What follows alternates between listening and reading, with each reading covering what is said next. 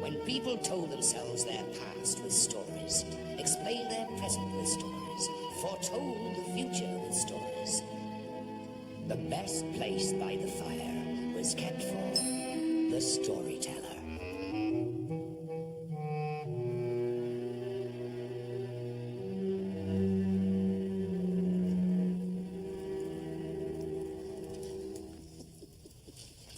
Sometimes people are born lucky. You imagine if they open their hands, there'd be a little piece of sunshine. A personal piece. It lights them up. Everyone loves these people. They're lit up. Cats sit on their laps. What? It's luck. It's a gift. It's a blessing. And therefore can't be undone. This is also true of prophecies. So when one night a boy is born blessed with luck, and it is foretold he will one day be king, well, no matter how poor the child, no matter how wicked the king in power, no matter how monstrous the monster.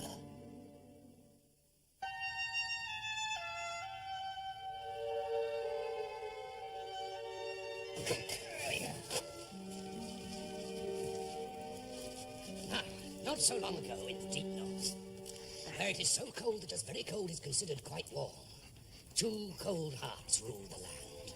The one beat cold in a cruel king, the other in a terrible beast, the griffin. And it happened in a week with 2 Fridays that the cruel king heard of a prophecy. A child had been born, reported his spies. A luck child, poor as penance, rich as snow, the 7th son of a 7th son. Wise men prophesied this child would one day be king.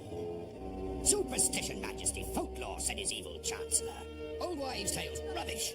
How could a peasant's child, not worth a spit, how could a brat become king?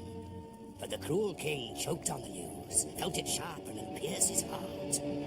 So he set out with his evil chancellor to find this luck child and do him in. Let the night protect us, and the Lord watch over us. Amen. We come in search of the luck child. Is he here? Well, yes or no? Have we come for the wrong hut? He's called the luck child, sir, but what luck can he have born with nothing? Oh, dear me. My friend here, a holy man, brings 7 pieces like this. He seeks a child to patron and to care for. As if he were my own son. Oh, yes, a luck child indeed. It's a bargain, I take it. Yes or no? He's my little boy, sir. You have 6 others, Mother, and now they'll be plump as pigs. He's my little lover. Well, of course, you need more gold to comfort yourself. It's not more gold, my missus wants. You can't put gold to your breast. You can't hear its heartbeat. Please yourself. You've had your chance. Send in men on the morrow. We'll turn the snow bloody. We'll hand over our little boy to your safekeeping. Good. Take care of him. Yeah, because he's a little precious. He's the 7th son of the 7th son. He's a luck child. Oh, yes. Terribly lucky.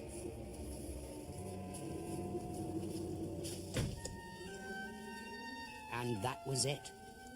They couldn't speak. They couldn't believe it. Their baby was gone.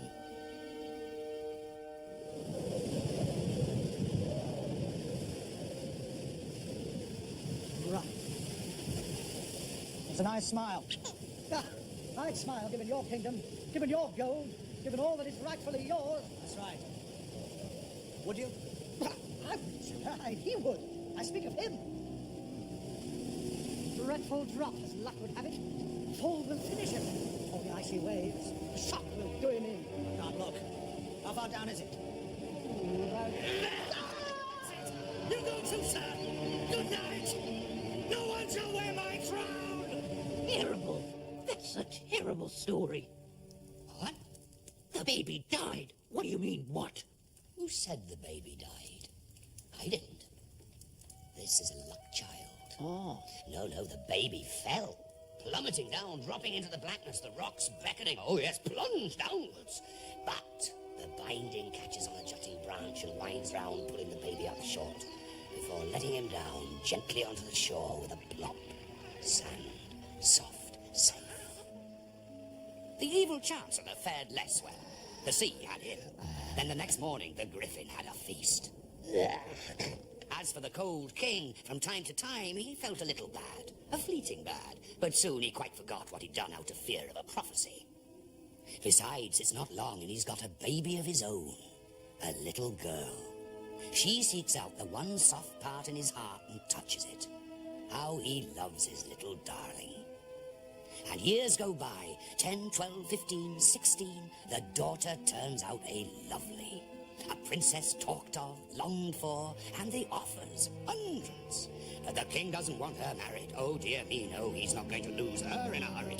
Hands off is what the king thinks. Hands off all my lovelies.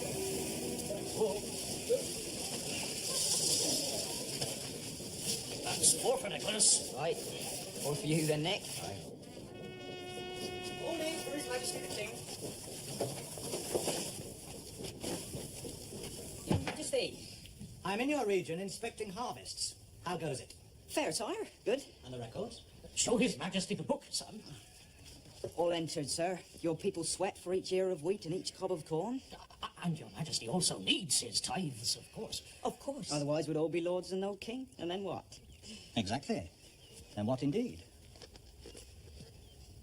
How come the boy is fair when you two are dark? Oh, well, I'm foundling, sire. He was a gift from God, sire. We had no child of our own. Found when? Found where? By the Black Cliff, sire, 17 years since. Washed up, without a scrap on his little body. I see. You're a lucky one then. That's what we call him, sire. Lucky. Lucky? A boy like you would do well at court. Well, I'm needed here, sire. Then you'll be missed. Paper and pen. I'll take the boy. See, I'll write him a royal warrant. You take this letter to the Queen. She will welcome you into our royal care. This boy will want for nothing from this day forth. Hurrah for the King. Oh, happy day indeed. The king can hardly breathe for his thumping heart. For this bright spark must be the boy born to claim his throne, the luck child. Kill him from his heart. Kill him. Now, between the mill and the palace is a forest. A man on foot cannot fathom it. Folk go in, few come out. Foul things live there. And Lucky has no map. He's lost. He's been lost for hours. And it's dark and he can't see a thing. Not even the hole he's walking towards. Oh!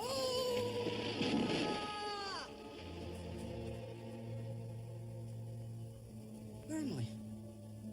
Oh dear, oh dear. You've fallen in among thieves, I'm afraid. This is a robber's cave. A terrible place. Well, then I must get out.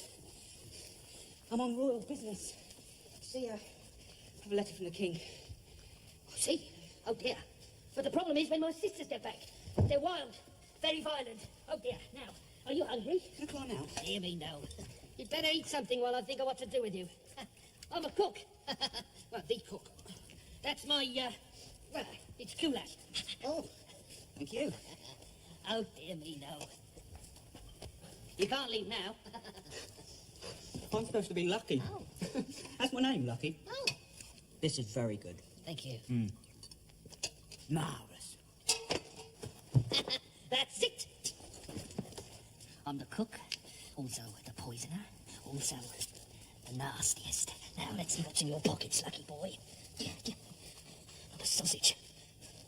A letter from the king, eh? Well, this will never reach the palace. Oh no, your luck's run out. Oh dear me, yes. But listen, the little man can't believe his eyes. Terrible. What a terrible letter. This is terrible. Wife, it says. When you read this letter, order the bearer of it, a youth named Lucky, to be chopped into 1,000 pieces. Do this without delay. King. That is disgusting. Poor little fellow. We'll soon see about this. Now, he's also a forger, this little man, and full of fair play sits down to write a new letter before his sisters, wild women, get home and slit the throat of their sleeping guest. And so it was the next morning, the luck child wakes refreshed and restored, with the castle straight ahead of him. Very odd, he thinks, but off he sets without more ado. I have a letter from His Majesty, he cries at the drawbridge. A letter from His Majesty at the entrance to the court. In he goes to find the Queen sitting with her daughter. And a thing happens straight off. Boom, the princess looks at Lucky, and Lucky looks at the princess, and boom, that's it. Love. The Queen, meanwhile, astonished, reads and rereads the letter. Well, gracious me. A boo to the king. Boo and a hiss. Yes. Picture him on his journey home. He gloats, a sneer thins his lips. He's savouring his cruel deed. The luck child in 1,000 pieces, his letter ordered. By now it would be done. He's cheated fate, he's cheated the prophecy. A mile from the palace he hears bells, and more bells. And then looking up to the battlements, the wicked king sees something. He can't believe it. Howl! Howl! Howl! He howled, but no one could hear him. How? You ordered it. Marriage, your letter said, on pain of death. I ordered him to be chopped into 1,000 pieces. I have the letter. 1,000 pieces, it said. I have savoured them the long journey home. Look. He seems a lovely boy. Look, they're so happy. I thought you'd been to a fortune teller.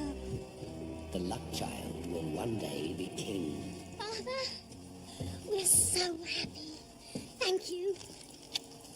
Your Majesty, forgive me. I thought you a cruel tyrant, a blight on the poor. But now you make me, the humble peasant, your son and heir, and the happiest husband there ever was. And the golden feather. Beg pardon? The golden feather from the griffin. Do you have it? No, sir? Then you must fetch it. Was it not understood that my daughter could not marry without it? Father, that's impossible. Why? Because the griffin is a monster. It eats people. Yes, it won't be easy. But then not every man is fit to marry my daughter. Very well. No. Don't worry, I'll come back. No, no one has ever come back. She's right, I'm afraid. We'll see. And so he sets off, the luck child. To the griffin, he tells himself, to the griffin. It becomes a direction when he has none, a distance when he knows none. He strides on. With each mile, the land gets poorer. Green gives way to dust, the black deserts of the griffin. On and on he trudges until one day he comes to a lake in which no fish swim. Hey, ferryman! Will you take me across? I go across forward and back ceaselessly with you or without you, Then I'll join you. as you like.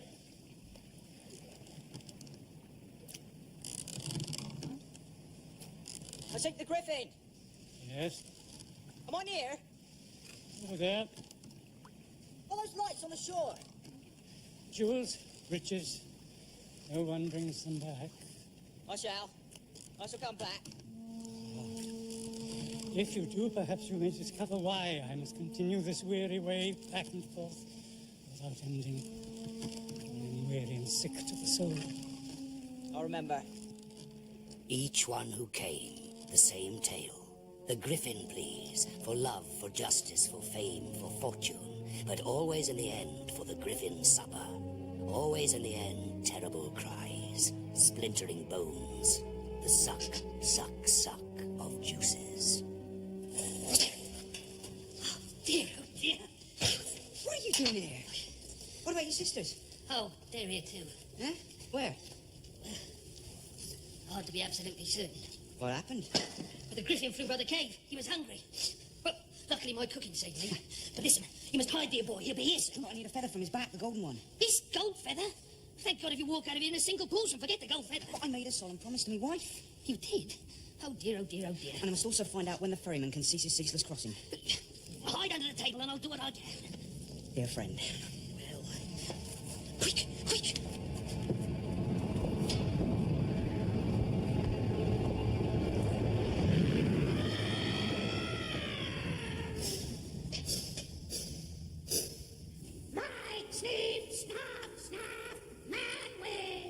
Smell a man, that's me. No, Snuffles not. Other asshole. But there's no one else here. Now, you hungry? I could eat a house. Of course you could. Stop, yuck, yuck. Stink, stench, stink of man meats. I not lie. Okay, who now? From underneath the griffin's table, the boy listens, trying to smell of nothing but bone, of things rotted. Oh dear, oh dear, oh dear. Oh, God. Oh. Finish. Good, good. And now a little scratch. Straight hit scratch.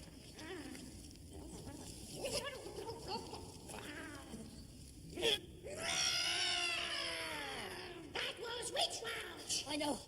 Clumsy, I'm clumsy. I scratched too hard. I should stop. No, it's screech scratch.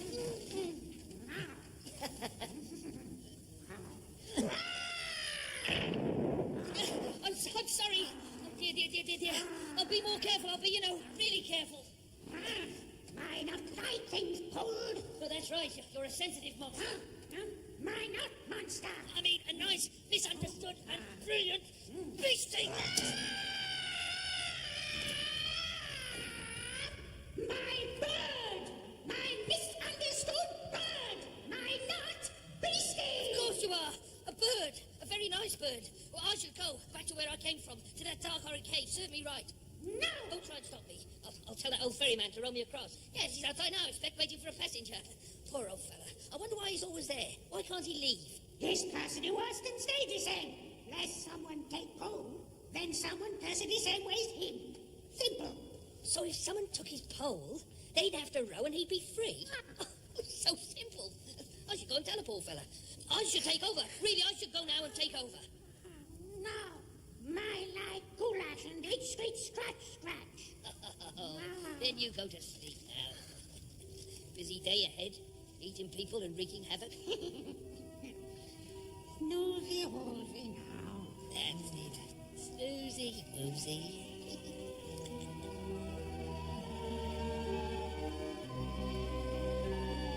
And off the luck child scurries, clutching the golden feathers, scooping up jewels. Straight home he wants to go, straight home to happiness. I dare not think it possible you found the answer. But then you did come back. No one has ever come back. Well, I have come back, and I have the answer. The next passenger you have, give him your oar. Then your luck will be his freedom yours. So simple. So simple. And for the first time in years, centuries, hope fires the ferryman. A smile is forming in his mind, a tiny smile growing, getting ready to be born.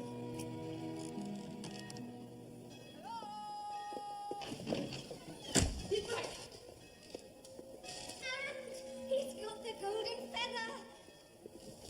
I've come back. And I've got the golden feather. I have done as you bid, he says, and the king can do nothing but agree and give his blessing. Then you have my blessing. Though it cost him in his bitter heart. Then out comes the treasure. Out pop the king's eyes. Gold, jewels, oh, where are they from? And the boy answered him. I took a ferry across the lake to where the griffin lives. And on the other shore, gold lies where pebbles should. Emeralds where sand. And where the sea breaks, diamonds fall. Is that so? So lucky. And saying this, the poison swilling his eyes, souring his mouth, the king vowed to go himself. And that very night, he slipped away alone and set off in search of this magic shore across the lake. Come on. Can't we go any faster? Oh, yes, sir. There is a way. Take it, he says. Take it. So if you come one day to a lake, and there's an island, and a ferry goes back and forth, rowed by an old sad man, turn around. Griffins live there. You may never get off the boat. For the ferryman was once a wicked king who ignored a prophecy, whose heart was cruel. And nature, my dears, is a wise woman who pays us back, tit for tat. Hey, the boy and the girl, did they live happily ever after? Oh, yes, wonderful, very, very happy. But the boy, you see, was a luck child.